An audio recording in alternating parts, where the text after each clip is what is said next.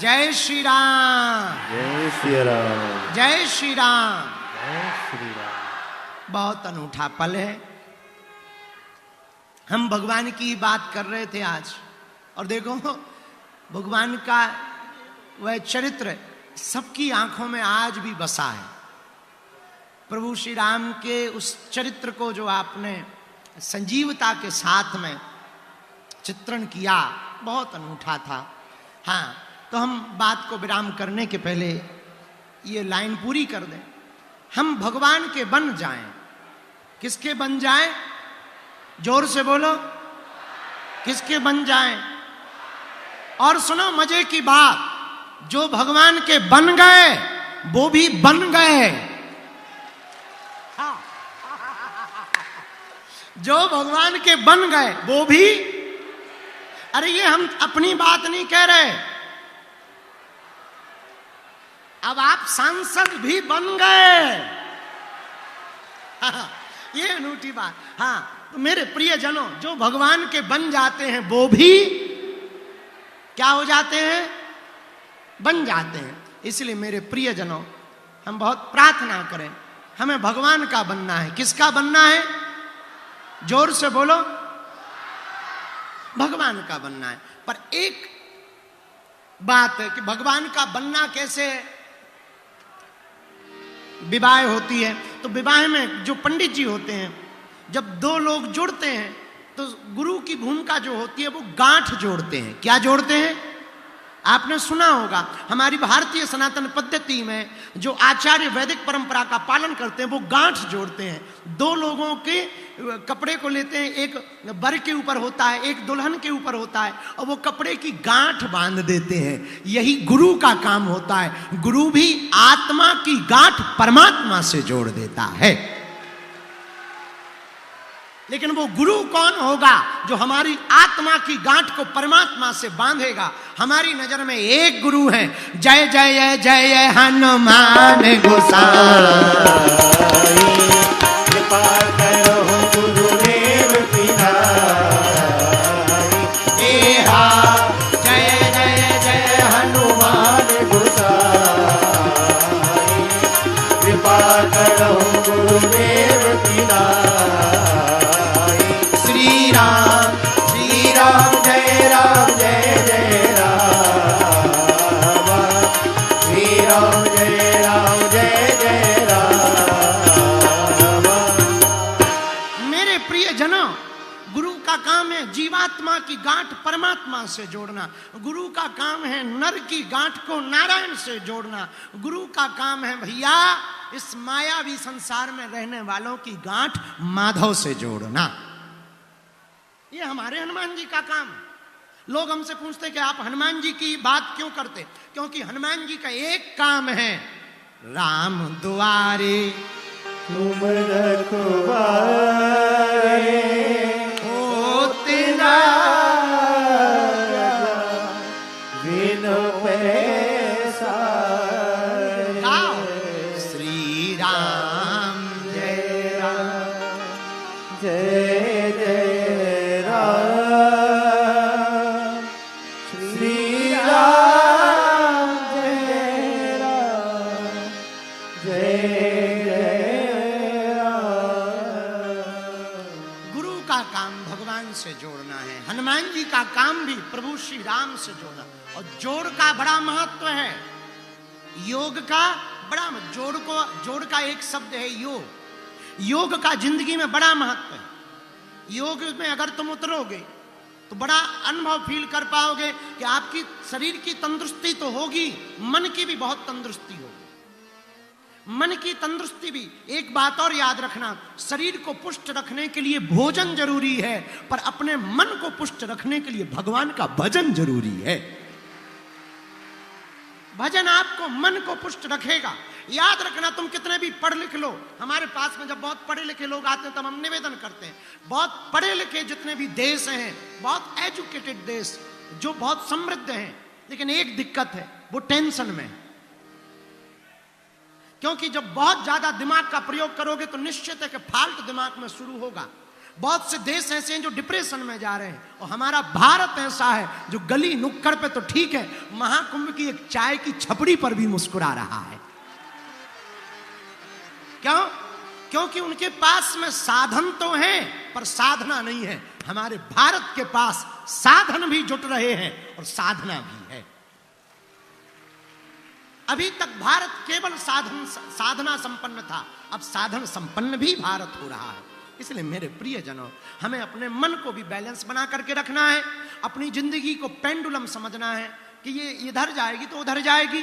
तो हमें बाह्य परिस्थिति बदलने की बजाय आंतरिक परिस्थिति बदलने पर कोशिश करनी है। इसलिए मेरे प्रियजनों, आज की कथा का सूत्र है, परिस्थिति बदले या ना बदले, लेकिन हमको मना स्थिति बदल करके जाना है। और मना स्थिति बदलने का काम किसका है? गुरु का है। किसका है? बोलो, जोर से बोलो। और हम आज बता ही रहे थे आपको, ये देखो, भारत के तो ठीक है, विदेश की पूरी टोली आई। कोई सफेद रंग के कपड़ा पहने तो कोई बैरागी बना, और ठीक है विदेशी बड़े बड़े तो ठीक है, छोटे छोटे बच्चे भी आए। हमारा भारत इतना महान है, कल तक जो हमारे भारत को मजाक बना करके देखते थे, आज हमारी सनातन संस्कृति का गौरव दिवस देखो, महाकुंभ में सब डुबकी लगा रहे हैं। कथा को आज की विराम करें। आज के सूत्र को याद रखना। कल हम फिर 1:30 बजे आपको मिलेंगे। हमने हनुमान चालीसा की चौपाई पर चर्चा की है। परिस्थिति नहीं बदलना है, क्या बदलना है? मन स्थिति बदलना है। इसलिए मुस्कुराते हुए आज जाने के पहले बैठो सभी लोग, पहले महाराज जी का आशीर्वचन लेंगे, फिर श्री अरुण गोविल जी का, अब उनके मुखारबिंद से वार्ता को भी सुनेंगे। फिर इसके बाद में हम आरती करके विराम करके कल की तैयारी में 1:30 बजे आएंगे। कल 1:30 बजे ठीक समय पर हम कथा को प्रारंभ करेंगे। लेकिन भारत की बात है, जहां डाल डाल पर सोने की चिड़िया करती है बसेरा, वो भारत देश है मेरा, वो भारत देश है मेरा। दोनों हाथ भागेगा।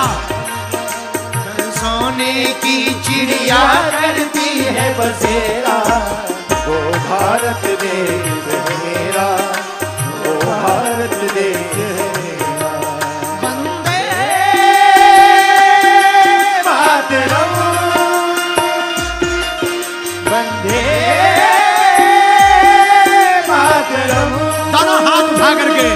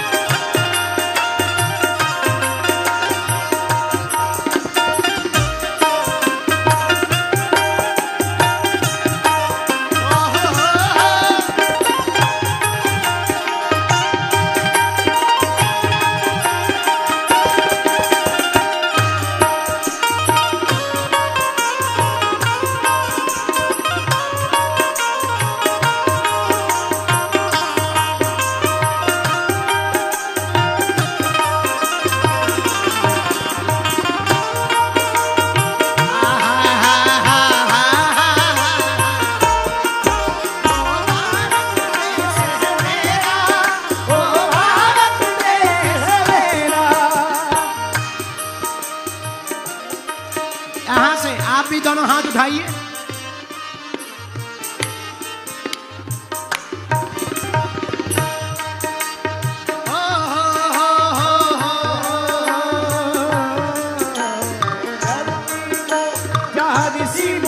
जपते हरि नाम की माला, हरिओ हरिओ हरिओ हरिओ। ऋषि मुनि जपते हरि नाम की माला, जहाँ बालक एक मोहन है और राधा एक बाला, और राधा एक बाला। जहाँ सूरज सबसे पहले आकर डाले अपना डेरा, वो भारत देश मेरा, वो भारत देश मेरा, वो भारत देश मेरा, वो भारत देश मेरा। कुछ जगहों पर राष्ट्रगान गाने से मना किया। आज हमने शुरू में बताया कि हमारे एक बड़े ही प्रिय हैं शहाबुद्दीन, उन्होंने बयान भी दिया। हम प्रार्थना करना चाहेंगे, खाओगे भारत का तो तुम्हें गाना भी भारत का पड़ेगा।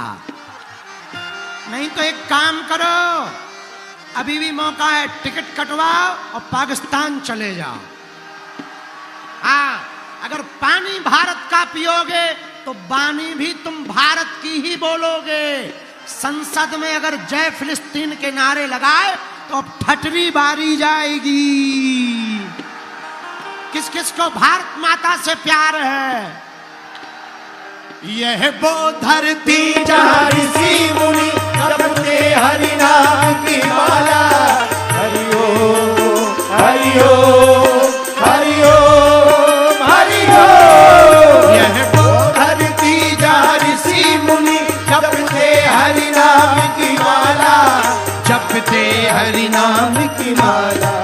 जहाँ हर बालक के मोहन है और राधा की माला। राधा की माला। जहाँ सूरज सबसे पहले आकर डाले अपना डेरा। वो भारत देश है मेरा, वो भारत देश है मेरा, वो भारत देश है मेरा, वो भारत देश है मेरा। वंदे मातरम, वंदे मातरम। दोनों हाथ उठा करके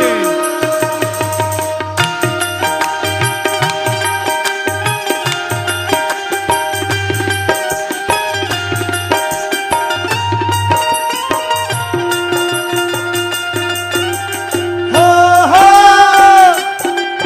हो हो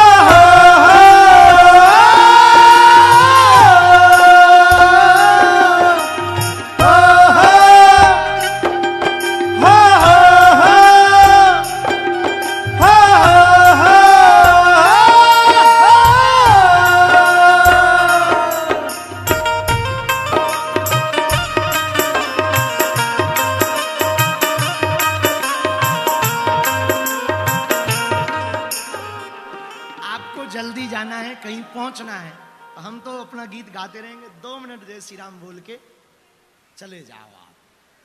हाँ, माइक दे दो आपको। हाँ, आपके आने की आहुति लग जाएगी। उठाओ तो ना। हाँ, हर हर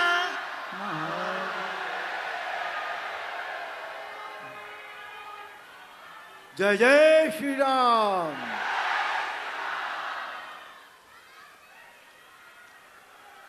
यहाँ उपस्थित मेरे पूज्य,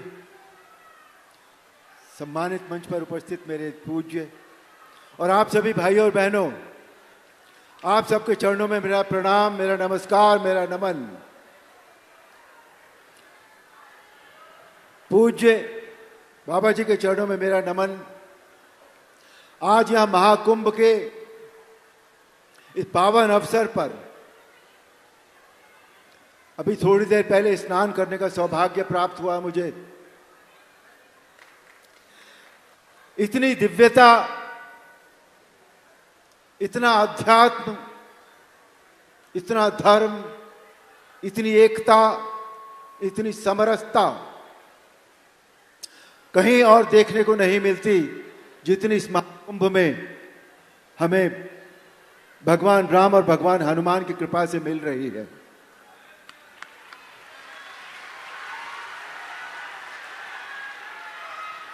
मुझे आज यहां लगता है कि मेरे पूज्य से जो पहली भेंट हुई थी वो मुंबई में हुई थी और वो भी अचानक हुई थी। और आज दर्शन करने के बाद जब मैं वहां से निकला तो मुझे पता लगा कि यहां अमृत बांटा जा रहा है।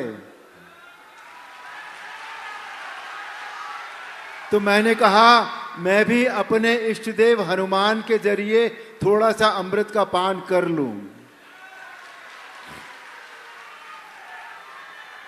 हनुमान जी की इतनी कृपा है, जैसा बाबा जी बताते हैं। मैं आपको बताऊं, कई बार मुझे लोग ये कहते हैं कि जब हम राम जी का ध्यान करते हैं तो अरुण जी आपकी सूरत हमारे ध्यान में आती है। तो मैंने कहा मैं आपको एक बात बताऊं अपनी, मैं राम जी का ध्यान नहीं करता। पूछिए क्यों नहीं करता? क्योंकि मैं राम जी का ध्यान करता हूं तो मुझे अपनी सूरत दिखाई देती है, इसलिए नहीं करता। तो मैं किसका ध्यान करता हूं? मैं हनुमान जी का ध्यान करता हूं, क्योंकि जहां हनुमान है वहां राम तो होंगे ही होंगे, वहां राम जी को आना ही होगा। आज इस दिव्य कुंभ में जब मैंने डुबकी लगाई, बिल्कुल ऐसा लगा, इतनी दिव्यता, इतनी निर्मलता पहले कभी महसूस नहीं हुई थी। और वो शायद यहां पधारे हुए सभी दिव्य संतों का प्रताप है, इन दिव्य आत्माओं का प्रताप है, जो हमें ये बताती हैं कि हमें जीवन में क्या करना है, कैसे जीना है। और बाबा जी की कृपा से ये सब पर कृपा करते हैं, इनसे कृपा मांगने की आवश्यकता नहीं होती, ये सब पर अपने आप ही कृपा करते रहते हैं। आज यहां आने का आपके चरणों में सौभाग्य प्राप्त हुआ। मैं अपने आप को बहुत बहुत सौभाग्यशाली मानता हूं कि भगवान राम ने, भगवान हनुमान ने मुझे एक बार फिर मौका दिया आपके चरणों में बैठने का, आपकी दिव्य वाणी सुनने का। क्षमा चाहूंगा क्योंकि मुझे कहीं और पहुंचना है, और मुझे यह भी पता है कि बाबा जी मुझे समय से वहां पहुंचा देंगे, यह भी मुझे पता है। इनके पास किसी की प्रार्थना व्यर्थ नहीं जाती, किसी की प्रार्थना व्यर्थ नहीं जाती। आप सबको एक बार फिर जय जय श्री राम, जय जय हनुमान।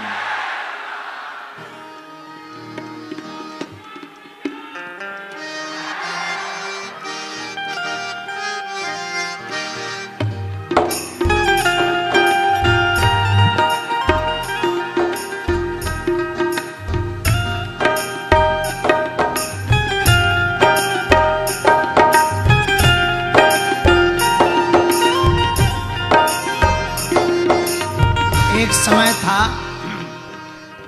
जब रामायण दूरदर्शन पर टीवी पे आती थी, जाम हो जाता था, रविवार का सब इंतजार करते थे।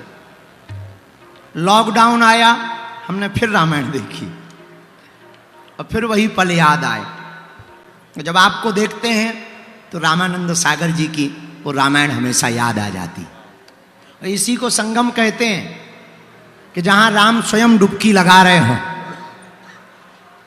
उसी को तो महाकुंभ कहते हैं। जहां राम स्वयं डुबकी लगा रहे हो, उसी को तो महाकुंभ कहते हैं। और कितना अद्भुत क्षण है। परम पूज्य श्री परमार्थ निकेतन वाले मुरी जी बैठे, सब आप सब बैठे, हम सब बैठे, हमारे बागेश्वर धाम के पगला बैठे हैं, भारत के प्रेमी बैठे हैं, और चलो देसी बैठे, विदेशी भी बैठे हैं।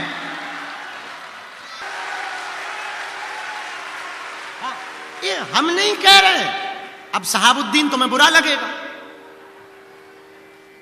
और देखो तुम्हें बुरा लगा तो तुम अपना मोबाइल नंबर दे देना, हम वो वीडियो तुम्हारे व्हाट्सएप पे भिजवा देंगे। क्योंकि ये हम नहीं बोल रहे, अब वहां के लोग बोल रहे हैं तो हम क्या करें बेचारे, बच्चे की जान लोगे क्या? अब वो बोल रहे हैं तो हम आपको बता रहे हैं। हमारी भारतीय परंपरा इतनी अनूठी है, सनातन संस्कृति इतनी अनूठी है कि पूरा विश्व हमें ताक रहा है। संगम है, इस संगम में मेरे पागलों, आज का सूत्र कथा का तुम नोट करना, परिस्थिति बदले या ना बदले, पर मना स्थिति बदलनी चाहिए। और यहां से तुम मना स्थिति बदल करके ही जाना। अपने मन को बदल करके अगर तुम घर नहीं गए तो तुम्हारा संगम में आना और इस महाकुंभ में आना बेकार हुआ। यहां से तुम निर्मल होकर जाना, यहां से तुम निर्विकार होकर के जाना, यहां से तुम अजेय होकर के जाना, यहां से तुम गुणज्ञ होकर के जाना। और कुछ होकर के जाना या ना जाना, हम आज की कथा में तुम्हें प्रार्थना करेंगे, यहां से तुम अपने गुरु का होकर जरूर जाना। बाकी का काम गुरु का है, बाकी का काम सदगुरु का है, गुरु का है। और हमसे कोई पूछे गुरु श्रेष्ठ कौन है, हनुमान जी के जैसा कौन गुरु होगा। इसलिए हम प्रार्थना करना चाहेंगे, मेरे पागलों, तुम महाकुंभ से खाली मत जाना। अगर तुम खाली चले गए तो पछताओगे पूरी जिंदगी भर। ये मन बड़ा खतरनाक है, यहां भी आएगा तो यहां भी तुम्हें सताएगा, यहां भी तुम्हें चमकती धमकती चीजों की तरफ आकर्षित करेगा। ये मन बहुत खतरनाक है, यहां भी तुम्हें सिर्फ वासना की बातें याद करवाएगा। ये मन बहुत खतरनाक है, यहां भी तुमको मेले में चाट पकौड़ी ही याद करवाएगा। और अगर तुम महाकुंभ में आकर के ठीक ऐसे ही जी रहे हो जैसे तुम अपने जिला के मेला में घूमते रहे, तो तुम कुछ खाक नहीं आए, तुम उल्लू ना तो पक्के। इससे बेहतर तो घर पे ही पड़े रहो। पर तुम आ गए हो तो मन को बदल करके जाना। किसी राज्य में एक राजा रहता था, और मन को संभालना कितना सरल है अगर आप हमसे जानना चाहो तो हम आपको बता सकते हैं। क्योंकि बहुत लोगों का प्रश्न होता है कि हमारा मन नहीं मानता। बहुत लोग हमारे पास साधक आते हैं, वो कहते हैं हम साधना करते हैं, मन नहीं लगता। कुछ पूजा वाले लोग आते हैं हमारे पास, वो कहते हैं हम गुरुजी बैठते तो हैं पूजा में पर मन नहीं लगता। तेरा मन है कि पड़ोसी का मन है? ये मन तो हो गया चाइना मॉडल। मन नहीं लगता, अरे मन तुम्हारा है कि पड़ोसी का है? मन की आज्ञा से तुम चलोगे या तुम्हारी आज्ञा से मन चलेगा? इसका मतलब तुम मन के गुलाम हो गए। तुमने मन की गुलामी को स्वीकार कर लिया है। और जिसने भी मन की गुलामी को स्वीकार किया, याद रखना मेरे पागलों, वो मन की गुलामी पूरी जिंदगी भर करेगा। और मन तुम्हें सिर्फ आलस, मन तुम्हें सिर्फ वासना, मन तुम्हें सिर्फ भोग की बातें ही याद करवाएगा। अगर तुम मन के गुलाम हो, मन के गुलाम होने का प्रमाण क्या है? अगर वो केवल तुमको आलस, भोग, वासना की बातें याद करवा रहा, समझ जाना तुम गुलाम हो पक्के।